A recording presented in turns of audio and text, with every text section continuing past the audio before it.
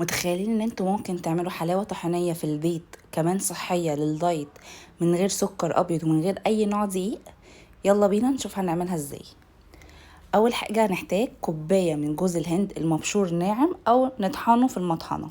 هنضيف عليه نص كوباية من الطحينة ونص كوباية من العسل.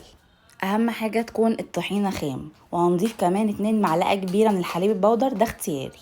هنخلط المكونات دي كويس جدا كده مع بعض بالشكل ده لحد ما نوصل للقوام ده. هناخد حتة من العجينة، اول ما نضغط عليها كده بايدينا وتبتدي تشكل معانا، ده كده القوام المظبوط. هنجيب علبة عندنا ونحط فيها كيس. الحركة دي مهمة جدا عشان القالب الحلاوة يطلع معانا بكل سهولة. هنضيف بعد كده مكسرات، دي اختيارية برضو، ممكن تضيفوا اي نوع مكسرات. ونبدأ ان احنا نضيف العجينة بتاعتنا بالشكل ده. اهم حاجة كل ما نضيف معلقة نضغط كويس جدا بالمعلقة وبايدينا لحد ما تتحول معانا قطعة كبيرة متماسكة. ده كده شكلها بعد ما ضغطت عليها كويس جدا. بعد كده قفلتها كويس ودخلتها التلاجة لمدة ساعة عشان تتماسك اكتر. كده انا طلعتها من التلاجة بعد ساعة كده بالشكل ده. هجيب طبق وابدأ ان انا اقلبها. شايفين حركة الكيس دي هتطلع معاكم بكل سهولة ومش هتلزق معاكم في القالب.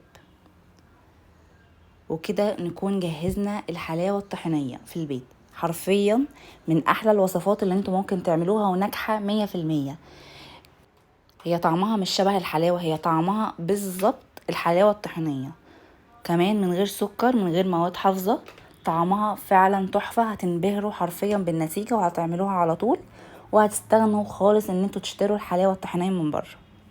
كمان تنفع في الدايت، ناخد منها قطعة كل يوم عادي كسناك، وهتدينا طاقة وحلوة جدا.